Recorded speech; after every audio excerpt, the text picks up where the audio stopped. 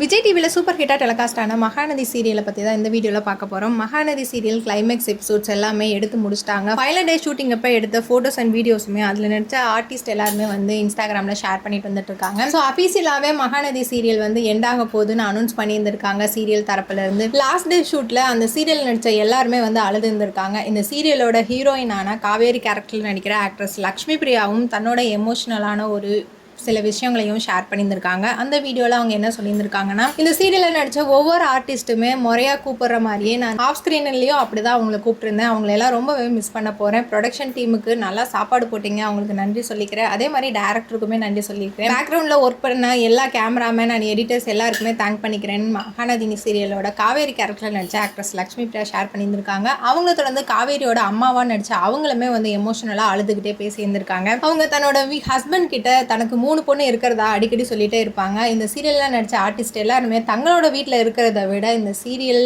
Team கூட இருக்கிறதா நிறைய என்ஜாய் பண்ணியிருக்கதாவும் அதில் ஷேர் பண்ணியிருந்திருக்காங்க. சீரியலோட ஃபைனல் டே ஷூட் அப்போ என்னதான் எமோஷனலாக இருந்தாலும் அவங்களுக்கு அடுத்தடுத்த ப்ராஜெக்ட் வரப்போ அதுக்காக அவங்க மூவ் ஆன் ஆகி தான் ஆகணும். மகாநதி சீரியல் எண்டாக போகிறத பற்றியும் ஃபேன்ஸ் ஆனால் உங்களுடைய கருத்துக்களை கமெண்ட் செக்ஷனில் கமெண்ட் பண்ணுங்கள். மேலும் இந்த மாதிரி சினிமா அப்டேட் சீரியல் அப்டேட் பற்றி தெரிஞ்சுக்கணுன்னா மீடியா.சேனலை சப்ஸ்கிரைப் பண்ணுங்கள்.